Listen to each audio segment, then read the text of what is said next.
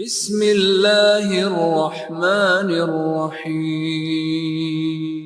اچھا، حیرت یہ ہے کہ جب ہم یہاں پر نبی کریم صلی اللہ علیہ وسلم کی اتنی ساری روایتیں رفع دین کی بخاری میں، مسلم میں، حدیث کی دوسری کتابوں میں ہے، ان کو چھوڑتے ہیں تب حدیث کی توہین نہیں ہوتی، تب نبی کریم صلی اللہ علیہ وسلم کی توہین نہیں ہوتی، کہنے کے باوجود کہ یہ حدیثیں موجود ہیں پھر بھی ہم اپنے امام کی مسلک یا بات یا قول یا مسئلہ یا فتویٰ پر چلتے ہیں، تو نبی کریم صلی اللہ علیہ وسلم کی مقام رسالت کی توہین نہیں ہوتی، ان حدیثوں کی توہین نہیں ہوتی۔ اور اگر کوئی شخص یہ کہے کہ میں بیس بناتا ہوں، بنیاد بناتا ہوں کسی مسئلے کو جاننے کے لیے، حق تک پہنچنے کے لیے، حق کے معیار کے لیے، کہ نبی کریم صلی اللہ علیہ وسلم کے اقوال، آپ کے فرامین، آپ کی حدیثیں معیار ہے، تو وہ کیسے کسی کے لیے توہین کرنے والا ہو سکتا ہے؟ اگر وہ توہین کرنے والا ان اماموں کے لیے ہے تو آپ بدرجہ اولا ان اماموں کی بات لے کر نبی کریم صلی اللہ علیہ وسلم کی توہین کرنے والے، لیکن آپ اپنے بارے میں نہیں مانیں گے۔ یہاں پہ سوال یہ ہے، جیسے سعودی میں احمد ابن حنبل کو فالو کیا جاتا ہے، تو یہاں پہ بھی ایک طرح سے تقلید کی جائے گی ان کی، مطلب کہ کس مسافر اس کو ڈیفرینشیٹ کیا جائے گا کہ اہل حدیث تو کسی اماموں کو فالو نہیں کرتے، اس نسبت سے ایک سوال جی اصل میں اس میں کئی پوائنٹس ہیں جن پہ ضرورت ہے بات کرنے کی کہ اہل حدیثوں کے امام ہیں۔ پہلی بات تو آپ نے کہا کہ امام چار ہیں، امام 400 بھی ہو سکتے ہیں، 4000 بھی ہو سکتے ہیں۔ پہلی بات تو یہ ہے، امام بخاری ان چاروں میں شماری نہیں بیچارے، تو چار امام ایک خاص سیاق میں کہا جاتا ہے، مان سکتے ہیں، اور کوئی کہے گا کہ بھائی اچھا ٹھیک ہے ہمارا مطلب، ورنہ وہ خود جو کہہ رہے ہیں چار امام ہیں، وہ خود امام ابو حنیفہ رحمۃ اللہ علیہ کے جو بڑے شاگرد ہیں، چاہے وہ امام محمد بن حسن الشیبانی رحمۃ اللہ علیہ ہو، چاہے امام ابو یوسف ہو، چاہے امام ظفر ہوں وغیرہ، وہ سب کو بھی تو امام مانتے ہیں۔ تو آپ کے مسلک میں تو کئی ہزار ہو جائیں گے، امام طحاوی کو آپ امام نہیں مانتے، ہاں کاش آپ جو امام بننے کے حقدار نہیں ان کو نہیں مانتے، کاش زکریا صاحب جو تبلیغی نصاب کے مؤلف ہیں ان کو آپ امام نہ مانتے، کاش آپ قاسم نانوتوی صاحب کو امام نہ مانتے۔ خیر یہ کسی ایک ہی مسلک کے سیاق میں نہیں ہے جی، تو جو ہے صحابہ کرام کی ایک بڑی تعداد، تابعین اعظام کی ایک بڑی تعداد، یہ سارے جو ہے سب امام تھے۔ تو بڑی بات یہ کہ چار امام کا جو آپ کہہ سکتے ہیں کہ وہ امام جو جن کے مسلک دنیا میں جو بھی حالات رہے ہوں، پائے گئے، اور ان مسلک کے ناموں سے ہو یا ان مسلک کے اماموں کے نام سے مشہور ہے، تو ہاں ٹھیک ہے، اب چار امام۔ بہرحال یہ وضاحت یہاں ضروری ہے، ورنہ ہر مسلمان ان سے بہت اعلیٰ درجے میں سب سے پہلا امام الانبیاء نبی کریم صلی اللہ علیہ وسلم کو مانتے ہیں، اور ان کے بعد صحابہ کرام ابو بکر، عمر، عثمان، علی اور دوسرے بہت جو ہے سارے صحابہ کرام۔ ظاہر سی بات ہے سارے تابعین، اگر ان میں سے کوئی تابعی ہے بھی تو بھی ٹھیک ہے، تو ابو حنیفہ رحمۃ اللہ علیہ کے بارے میں کہا جاتا ہے کہ وہ تابعی ہیں، حالانکہ اکثر علماء کرام نے اس کو خود ان کے لیے تسلیم نہیں کیا ہے، تو ہم تسلیم کر بھی لیتے ہیں، تو بھی صحابہ کرام کی تعداد 1 لاکھ 20 25 30 ہزار تک تھی، ان کے بعد کہیں جا کر کے تو یہ سب کیا تھے جی، تو ان میں سے ایک بڑی تعداد ظاہر بات ہے فقہ میں، فرائض میں، دین کی تعلیمات میں، صحابہ کرام میں فقہاء تھے، جو ہے دوسرے تمام دین کے ماہرین تھے، ظاہر سی بات ہے کہ یہ سارے۔ اب آتے ہیں اس پر کہ اہل حدیثوں کے کیا جملہ تھا، اس کو ایک ایک کر کے پڑھیے تو اچھا رہے گا، میرے خیال میں شاید زیادہ بہتر جواب آ سکے گا۔ اہل حدیثوں کے ایک ہی امام ہے، اہل حدیثوں کے واقعتاً اگر سب کچھ کسی کا مان لیا جائے، ٹھیک ہے، اگر کسی کا سب کچھ ماننا، رک جائیے گا، کسی کا سب کچھ مان لیا جانا ضروری اور واجب ہے، کوئی ایسا ہے جس کا حکم آ جانے کے بعد، ثابت ہو جانے کے بعد کوئی اہل حدیث تردد نہیں کرتا، اس میں کوئی شک نہیں، وہ ایک ہی، اور وہ ہے نبی کریم صلی اللہ علیہ وسلم۔ اور یہ اہل حدیث کے تمام لوگ، تمام علماء، بلکہ یہی چاروں فقہاء جن کا نام لیا گیا، چاروں امام جن کو کہا گیا، انہوں نے بھی یہ بات کہی ہے اپنی اپنی کتابوں میں کہ اگر حدیث آ جائے، حدیث صحیح، جیسے امام ابو حنیفہ رحمۃ اللہ علیہ سے متعلق بات بتائی جاتی ہے، کئی روایتیں ہیں ان کی، جن میں سے ایک یہ ہے کہ صح الحدیث فہو مذہبی، جب حدیث صحیح ہو جائے تو وہی میرا مسلک ہے۔ اسی لیے تاریخ میں بہت سارے ایسے فقہ حنفی میں ایسے علماء کرام پائے گئے ہیں، اس مرکز کے بانی علامہ عبدالحمید صاحب رحمانی رحمۃ اللہ علیہ کئی لوگوں کا نام بیان کرتے تھے، مجھے اس وقت ذہن میں نہیں ہے، جو باقاعدہ رفع دین کرتے تھے، آمین کہتے تھے۔ لوگوں نے کہا یہ کیسے کرتے ہیں آپ تو حنفی مسلک کے ہیں، کہا میں حنفی مسلک کا ہوں اس لیے تو کرتا ہوں کیونکہ میرے امام نے کہا جب صحیح حدیث ہو جائے، حدیث صحیح ثابت ہو جائے تو وہی میرا مسلک۔ ٹھیک ہے، امام شافعی رحمۃ اللہ علیہ، اچھا امام ابو حنیفہ رحمۃ اللہ علیہ کے ہاں یہ قول اور بھی ہے، بہت سارے اس طرح کے اقوال سارے ائمہ کرام کی، کوئی ضروری نہیں ہے کہ ہو، جن سے کہا ایک میں فرمایا کہ اذا خالف قولی قول رسول اللہ فبول علیہ فضربوا عرض الحائط۔ دو طرح کے الفاظ میرے خیال ایک روایت میں ہے ابو حنیفہ رحمۃ اللہ علیہ سے کہ اگر میری بات نبی کریم صلی اللہ علیہ وسلم کے قول کے خلاف ہو جائے تو ایک میں کہا اسے دیوار میں مار دینا، دوسرے میں کہا کہ اسے پیشاب کر دینا، فبول علیہ نہیں ہے، یعنی میرے قول پر۔ امام شافعی رحمۃ اللہ علیہ سے جو ہے یہ ان کا قول معروف ہے کہ لقد اجمعت الامہ على ان من استبانت له سنت رسول اللہ صلی اللہ علیہ وسلم لا يجوز له ان يتركها لقول احد۔ یہ امت اس بات پر متفق ہے، اجماع ہے امت کا، اجماع کلی، کہ جس کے لیے نبی کریم صلی اللہ علیہ وسلم کی سنت واضح ہو جائے اس کے لیے جائز نہیں ہے کہ کسی اور کی بات کے ناطے پھر اس سنت کو چھوڑ دے۔ اس طرح سے امام مالک رحمۃ اللہ علیہ کے بارے میں کل یؤخذ من قوله ويرد الا صاحب هذا القبر، یعنی نبی صلی اللہ علیہ وسلم انہوں نے فرمایا تھا کہ ہر ایک کی بات کو لیا جائے گا اور چھوڑا جائے گا، ایک ہی ہے، صحابہ کرام میں بھی کوئی اس درجے میں نہیں، صرف نبی کریم صلی اللہ علیہ وسلم جو اللہ رب العالمین کی بتائی ہوئی تعلیمات کو، جبریل کے ذریعے لائی ہوئی تعلیمات کو دنیا کو بتاتے ہیں، ان کے علاوہ کوئی ایسا نہیں ہے صحابہ کرام میں بھی جس کی ہر بات کو ہر حال میں تسلیم کیا جانا ضروری ہو سوائے رسول اللہ صلی اللہ علیہ وسلم کے۔ یہ سارے ائمہ کرام سے چیز آئی۔ اب رہی تیسری بات یا اسی بات میں کہ اہل حدیثوں کے امام ایک ہیں، اس ناحیے سے اہل حدیثوں کے امام ایک ہیں، اور اگر نبی کریم صلی اللہ علیہ وسلم کی وہ روایت دیکھی جائے جس میں نبی کریم صلی اللہ علیہ وسلم نے صحیح مسلم کے اندر فرمایا من عادى لي وليا فقد آذنته بالحرب، جس نے میرے کسی ولی سے دشمنی کی تو میں رب ذوالجلال خود اس سے جنگ کا اعلان کرتا ہوں۔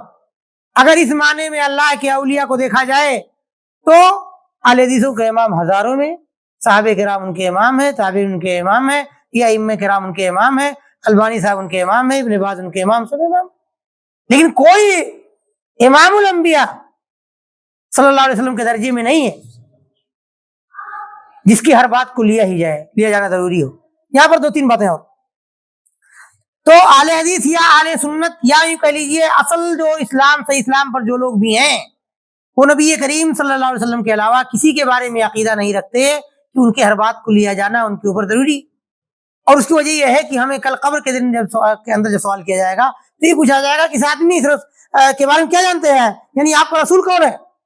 ٹھیک ہے، اب اگر اس معنی میں امام کہ لوگوں نے دین کی خدمات کی، نبی کریم صلی اللہ علیہ وسلم کی حدیثوں کی خدمت میں کتابیں لکھی، قرآن کریم کی تفسیر میں کتابیں لکھی، ان تمام چیزوں سے متعلق دوسرے علوم و فنون میں کتابیں لکھی، دین کی خدمت کی، حدیثوں کی کتابیں تالیف کی، تو ان میں ہمارے لیے امام بخاری بھی امام ہے، امام مسلم بھی امام ہے، اس طرح کے معنی میں ہمارے امام بہت سارے ہیں۔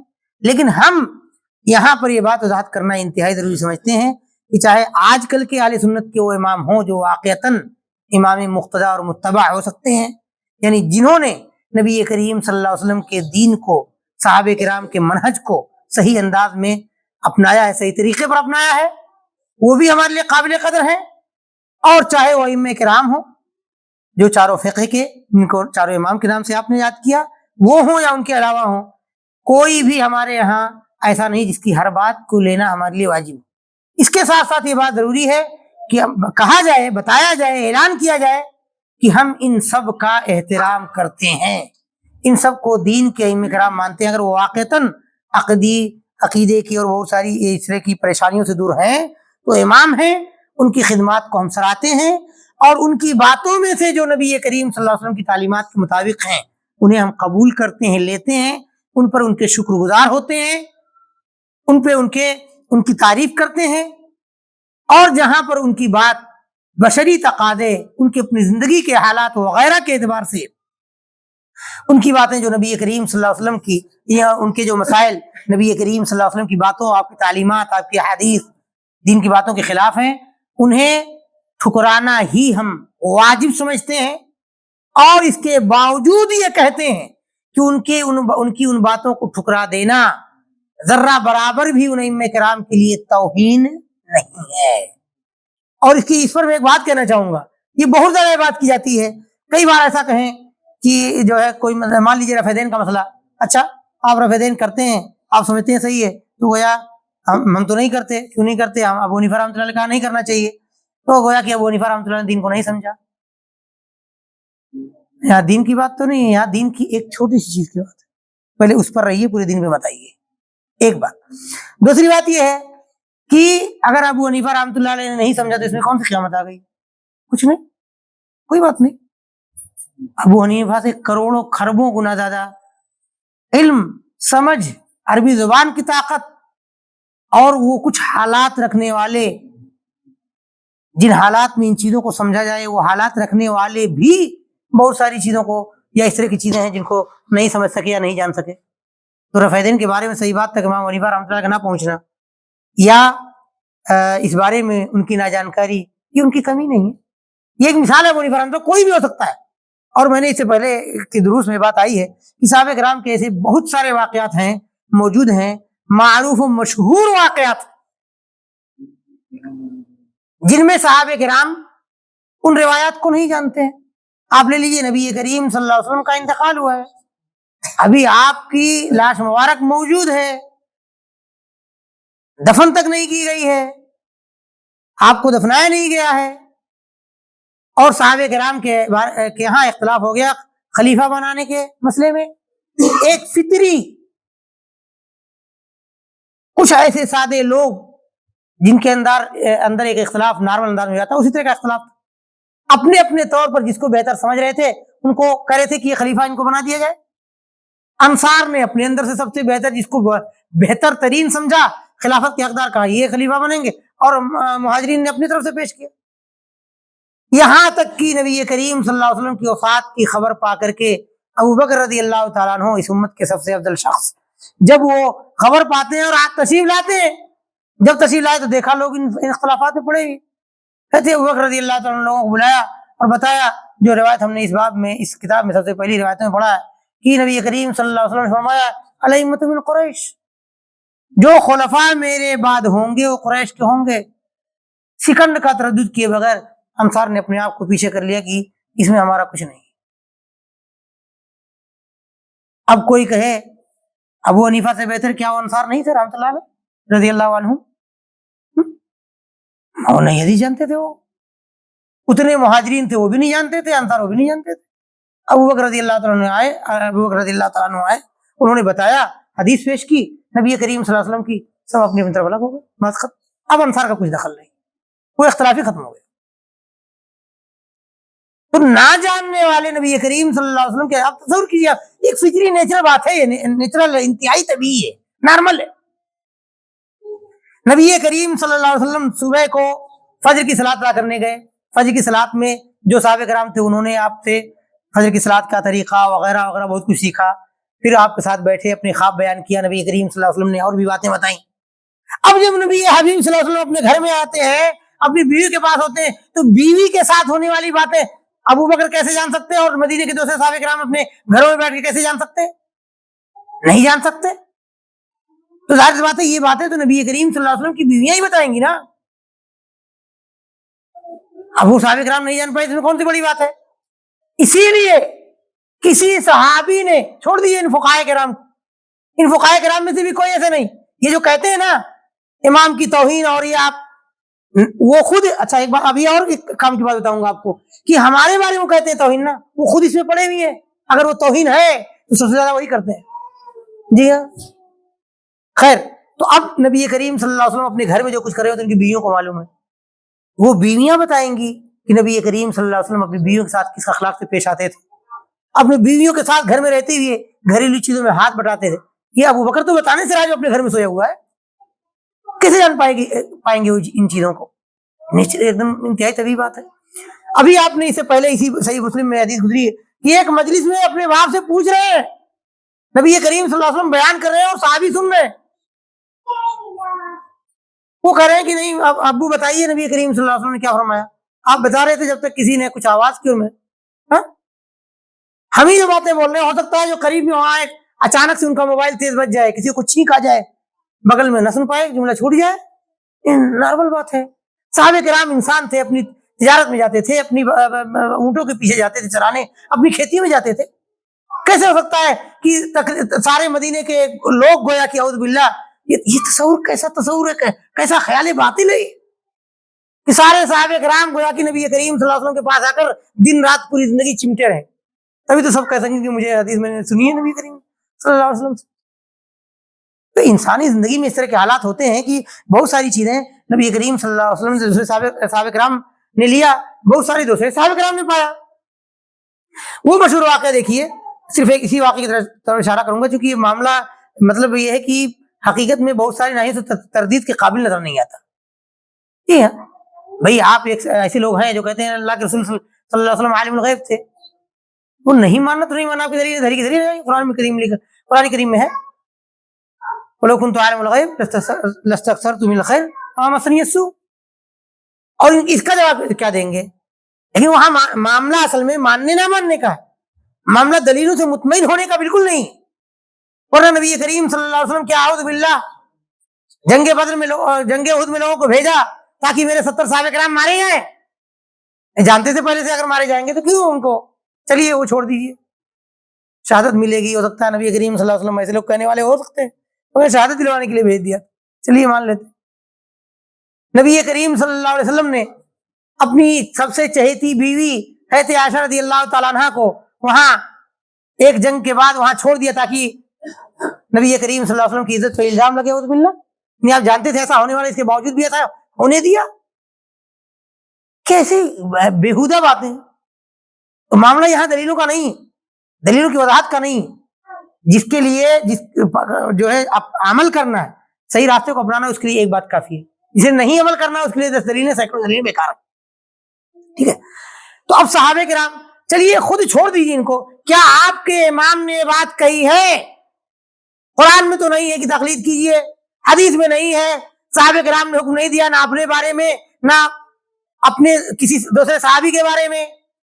ٹھیک ہے, ان فقہائے کرام نہ تابعین میں سے کسی نے ایسا کیا, بلکہ اس کے عکس سب کی دلیلیں ایسی ملتی جنہوں نے اسے منع کیا ہے.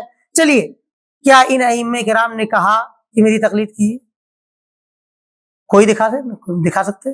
کبھی نہیں دکھا سکتا, کسی حال میں دکھا نہیں سکتا. چلیے, ان اماموں کے بڑے شاگردوں نے ایسی بات کہی نہیں کہی, بلکہ اس کا الٹا کر کے دکھایا, اپنے اماموں کی رائے کے مخالف جا کر کے. اس لیے بیان کرتے ہیں لوگ کہ کیا نام ہے, امام ابو حنیفہ رحمۃ اللہ علیہ کے 2 سب سے بڑے شاگرد امام ابو یوسف رحمۃ اللہ علیہ اور امام محمد بن حسن شیبانی رحمۃ اللہ علیہ نے 2/3 مسائل میں اپنے امام سے مخالفت کی ہے. کیسے ایسا ہو سکتا ہے کہ انہوں نے اپنے امام کی بات نہیں مانی جب وہ کہہ کر گئے تھے؟ تو ان تمام پوری مدت میں, ان پورے ادوار میں صحابہ سے لے کر کے ائمہ کرام تک کہیں ہے ہی نہیں کسی نے کہا میری تقلید کرو. بلکہ امام احمد رحمۃ اللہ علیہ نے تو یہاں تک کہہ دیا ہے, لا تقلدنی ولا تقلد امام مالکا ولا الشافعیہ ولا سفیان الثوری, میری تقلید نہیں کرنا, امام شافعی کی تقلید نہیں کرنا, امام مالک کی تقلید نہیں کرنا, سفیان ثوری کی تقلید نہیں کرنا, بلکہ علم وہاں سے لینا جہاں سے ان لوگوں نے لیا ہے. وَخُذْ مِنْ حَيْثُ أَخَذُوا. ٹھیک ہے, تیسری چیز جو میں بہت کام کی دکھانا چاہ رہا ہوں, یہ کہا جاتا ہے کہ آپ مطلب ہم اہل حدیث اگر یہ کہتے ہیں کہ ہم کسی امام کو نہیں مانتے, پہلے یہ جملہ دھیان دیجئے, اسی طرح نہیں ہے, اس کی وضاحت کی ضرورت ہے. کیا نہیں مانتے؟ ہم مانتے ہیں ان کو امام مانتے ہیں, ہاں بالکل مانتے ہیں. ان کو قابل احترام گردانتے ہیں, بالکل قابل احترام گردانتے ہیں. ان کو علماء مانتے ہیں, ان کو فقہ, علماء کو علماء نہیں کہیں گے, فقہ کو فقہ نہیں کہیں گے, مفسرین کو مفسرین نہیں کہیں گے, محدثین کو محدثین نہیں کہیں گے, اولیاء کو اولیاء نہیں کہیں گے, اور کیا کہیں گے؟ مانتے. ہم انہیں معصوم عن الخطا نہیں مانتے, ہم انہیں نبی کریم صلی اللہ علیہ وسلم کے مقام تک نہیں پہنچاتے, یہ نہیں مانتے ہیں. ہاں یہ ہے تو ہے, بالکل کھلا اعلان ہے کہ ہم نبی کریم صلی اللہ علیہ وسلم کے مقام میں کسی کو نہیں لاتے, کیونکہ یہ لانا جائز ہے ہی نہیں, اور نہ نبی کریم صلی اللہ علیہ وسلم نے اسے اس کی طرف بلایا ہے, نہ اس کا ہمیں حکم دیا ہے, نہ صحابہ کرام نہ تابعین نے کسی نے اس کا حکم نہیں دیا, نہ کسی نے بات کی. اب اگر یہ کہتے ہیں کہ اہل حدیث سے احترام نہیں کرتے, تو یہ ایسی ہی جھوٹ ہے جیسے میں اس وقت کہوں سورج نکلا ہوا ہے. جی ہاں، اس کی کوئی سچائی نہیں. کیوں؟ اہل حدیثوں نے اپنی فقہ کی مستقل کتابیں اسی لیے تو آج تک نہیں لکھی ہیں. آپ کی کتابوں سے اہل حدیث کے مدارس میں سارے مسلک کی کتابیں پائی جاتی ہیں، قدوری پائی جاتی ہے وغیرہ، عقیدہ طحاویہ یہاں سے لے کر مدینہ چھٹی اور دوسرے کیا نام ہے تمام مدارس میں حدیثوں کے ہاں آپ کے حنفی فقہ کی کتابیں پڑھائی جاتی ہیں. ہمارے عقیدے میں فقہ کی کتابیں قدوری ہے. اس کے علاوہ بدایت المجتہد تو خیر فقہ مقارن میں ہو گئی، گرچہ فقہ مالکی کی لکھی ہوئی ہے ابن رشد رحمۃ اللہ علیہ کی، مالکی ہیں وہ لیکن فقہ مقارن میں، یعنی چاروں مسلکوں کے اقوال انہوں نے ذکر کیے ہیں، تو یہ فقہ مقارن ہو گیا. یہ اونچی کلاس میں جا کے پڑھائی جاتی ہے. قدوری پڑھاتے ہیں اور کوئی کچھ اور کتابیں میرے ذہن میں خود میں نے پڑھی ہیں، اس وقت اچانک نہ ہے. ہدایہ بھی کچھ جگہوں پر ہو سکتی ہے. اس کے علاوہ ایک کتاب اور ہے، خیر یہ کتابیں پڑھائی جاتی ہیں، مختلف مسلکوں کی کتابیں پڑھائی جاتی ہیں. یہ چیز چھوڑ دیجیے. اہل حدیث کسی بھی مسئلے میں آنے کے بعد نبی کریم صلی اللہ علیہ وسلم کی دلیلوں کی روشنی میں کسی مسئلے کو راجح قرار دیتے ہیں. اور اس کی آپ نے جو سعودی عرب کے سندرب میں جو سیاق میں جو بات پوچھی تھی اس پر میں آ جاتا ہوں اسی بات کو بیان کرتی. سعودی عرب کے بارے میں کہا تھا حنبلی مسلک ہے، ہاں ہے بھی اور نہیں بھی، یہ دونوں اپنی جگہ پر صحیح. حکومتی انداز میں بہت سارے علماء کرام کے ہاں کہنے کے لیے کچھ جگہوں پر بہت ساری جگہوں پر عمل کے لیے حنبلی مسلک کو فالو کیا جاتا ہے جی. لیکن ابن باز رحمۃ اللہ علیہ جو وہاں کے مفتی تھے، آج کے جو مفتی ہیں وہاں کی جو فتویٰ کمیٹی ہے، ان کے ایسے مسائل پائے جاتے ہیں جو امام احمد رحمۃ اللہ علیہ کے مسلک کے خلاف انہوں نے فتوی دیے ہیں، راجح قرار دیا اور اسی کو. چلیے ایک اہم چیز بتاتا ہوں، چاروں مسلکوں میں چاروں ائمہ کرام کے ہاں یہ سن کر کے مجھے تو ڈر لگتا ہے کہیں لوگ بہانہ نہ ڈھونڈ لیں، زیور میں زکوٰۃ نہیں ہے تینوں مسلکوں میں. کہاں پر ہے؟ ابو حنیفہ رحمۃ اللہ علیہ کے یہاں صرف. اب آپ جا کے دیکھیے سعودی عرب میں ہاں زکوٰۃ وہ سب سے آ دیتے ہیں زیوروں میں. تو یہ ٹھیک ہے. شیخ ابن عثیمین رحمۃ اللہ علیہ کے ایسے فتاوی آپ پائیں گے بہترے جن میں انہوں نے اپنے مسلک کے خلاف راجع کیا ہے، یعنی حنبلی مسلک کے. تو وہاں پر فالو ہے لیکن اسی طرح کا فالو ہے جیسے ہم فالو کرتے ہیں اہل حدیث. ہم بھی مسلکوں کو فالو کرتے. کس نے کہا نہیں فالو کرتے؟ کس نے کہا ہم نہیں مانتے؟ غلط ہے یہ.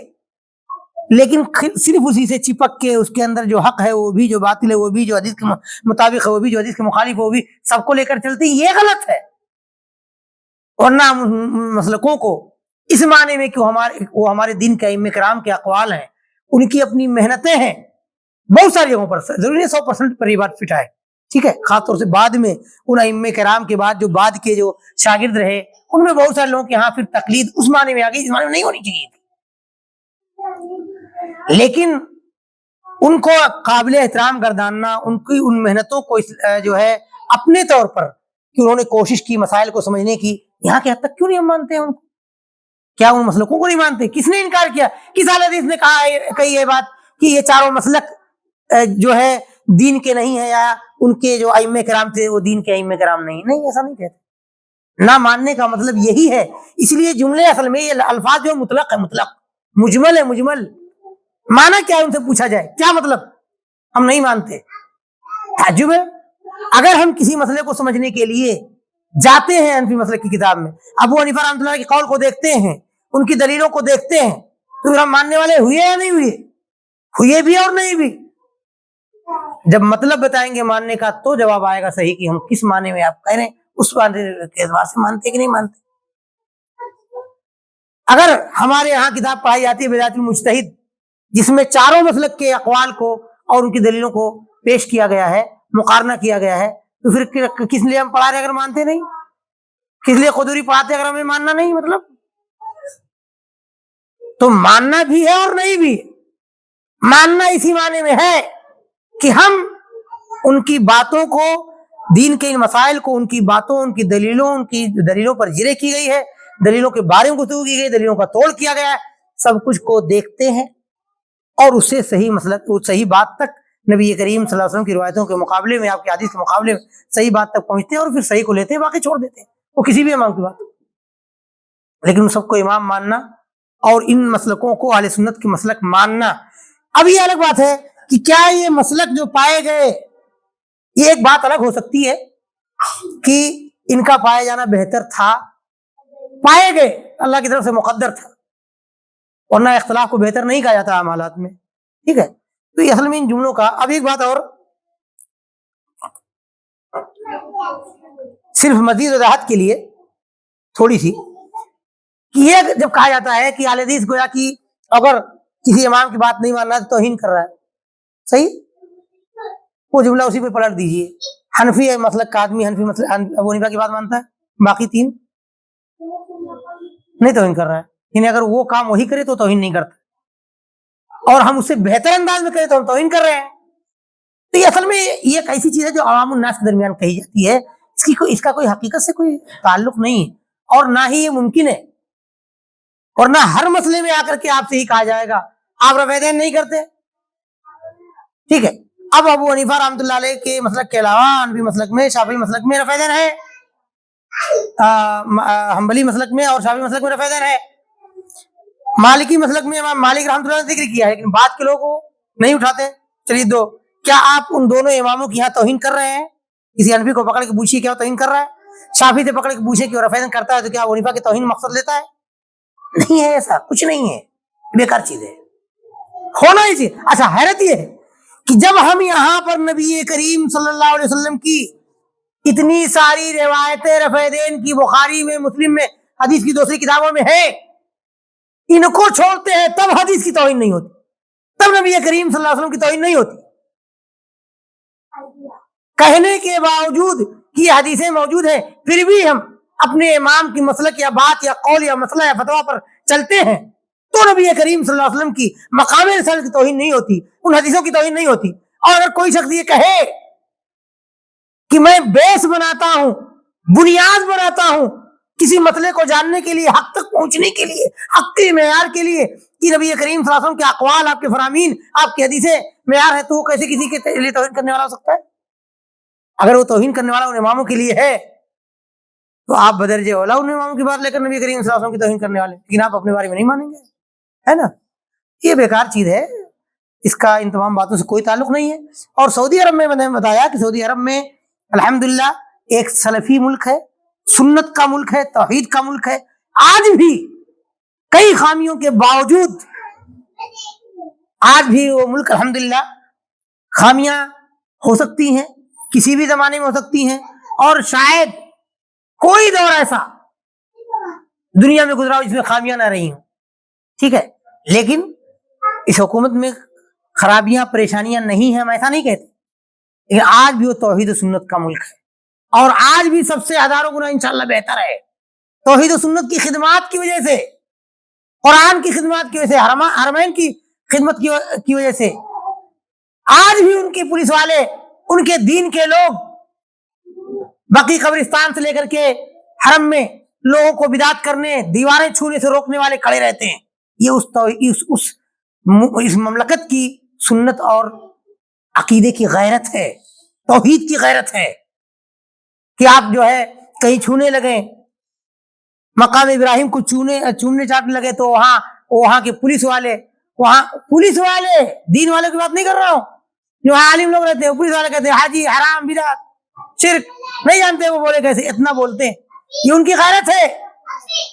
اسی لیے یہ کہا جانا کہ وہاں یہ مسلک ہے وہ مسلک، کہنے کے لیے وہ حنبلی مسلک کے لیے پر چلتے ہیں. بہت سارے لوگ ان میں سے ایسے ہو سکتے ہیں، علماء کرام کی بہت ساری ترجیحات ایسی ہو سکتی ہیں، ان سب سے انکار نہیں، لیکن اس کے ساتھ ساتھ یہ بات بھی ہے کہ وہاں اندھی تقلید نہیں ہے امام احمد بن حنبل رحمۃ اللہ علیہ کی. اسی لیے میں نے بتایا کہ آپ زیور کی زکوٰۃ میں جائیے، دیکھیے ایک بڑی تعداد وہاں زکوٰۃ دیتی. سب جانتے ہیں ابو حنیفہ کا مسلک، اگر ان کو بچنا ہوتا نا یہاں کی طرح، یہاں کے لوگ اعوذ باللہ جو زکوٰۃ دینے سے بچنے کے لیے ہر زکوٰۃ دینے کے ٹائم میں بیوی شوہر کو ہدیہ کر دے، شوہر بیوی کو ہدیہ کر دے، ناٹک بازیاں کرتے. یہ جو ہے وہاں کے جا کر وہاں کے مسلمانوں کے دین اور ان کی توحید، ان کی غیرت کو دیکھیے ریل انداز میں. یہاں بھی اہل خیر ہے، ہر جگہ اہل خیر ہے. جی ہاں، یہ ایک طرح سے جو ہے اتنی حد تک صحیح چیز نہیں جس طرح سے اس کو پیش کیا جاتا ہے. سعودی عرب کوئی شک نہیں ہے وہ کہتے بھی ہیں سمجھتے بھی ہیں بہت ساری چیزوں میں ان کا, لیکن دیکھیے حکومتی انداز میں اگر ہم یہ کہہ لیں کہ وہاں حنبلی مسلک کو مانا جاتا ہے, لیکن کسی بھی صحیح ملک میں وہاں کے جو ان کو ہم اولی الامر کہتے ہیں, جیسا قرآن میں کہا گیا ہے الذین آمنوا اطیعوا اللہ واطیعوا الرسول واولی الامر منکم, اللہ کی اطاعت کرو, ایمان والو اللہ کی اطاعت کرو, اللہ کے رسول کی اطاعت کرو صلی اللہ علیہ وسلم, اور اپنے ذمہ داروں کی, یعنی جو اپنے خلفاء ہیں, ٹھیک ہے, جس سے متعلق یہ کتاب الامارہ اس سے متعلق چل بھی رہی ہے. تو اب عمرہ وہاں پر عمرہ کون ہے؟ بہت سارے علماء کرام پرانے, ان کے ہاں عمرہ میں علماء بھی داخل ہے اور سلاطین یعنی جو حکام ہیں حاکم لوگ وہ بھی داخل ہے, ٹھیک ہے. تو اب سعودی عرب میں علماء کرام کی ایک بڑی تعداد ائمہ حرمین ہوں, فتوے کی کیا نام ہے کمیٹی ہو, بڑے علماء ہوں, بڑے علماء کی کمیٹی ہو, ان کے ہاں اندھی تقلید کی نہیں ہے, ان کے فتاوے قرآن و حدیث کے اعتبار سے جاری ہوتے ہیں, جبکہ وہ اسی گورنمنٹ کا حصہ ہے, اسی گورنمنٹ کی وزارت ہے, اسی گورنمنٹ کا مفتی ہے, اسی گورنمنٹ کے اسی وزارت اوقاف کے تابع حیات کبار العلماء ہے, بڑے علماء کی کمیٹی سب اسی گورنمنٹ کے تابع ہے, اور وہی امام احمد رحمۃ اللہ کے قول کی مخالفت کرتے ہوئے صحیح حدیث کے مطابق فیصلہ دے رہے ہیں. تو آپ خود کہیے کیا وہ فالو ہیں, کرتے ہیں یا نہیں کرتے ہیں؟ وہی سیم مطلب ہے, کرتے بھی ہیں. اس معنی میں بھی ایسے لوگ پائے جا سکتے ہیں جو تقلید والے ذہن میں ہوں, کہیں پر ایسا بھی ہو سکتا ہے کوئی عالم صحیح جو ہے مسلک تک نہ پہنچ, صحیح بات تک نہ پہنچ پا رہا ہو بڑے واضح انداز میں, تو کچھ خاص مسائل میں جا کر کے حنبلی مسلک کے اعتبار سے راجح قرار دے دے. بھئی طاقت نہیں کیا کرے گا, اتنی پہنچ رہی دین کی, ہر کوئی تو ابن باز اور ابن عثیمین ہونے سے رہا, ٹھیک ہے.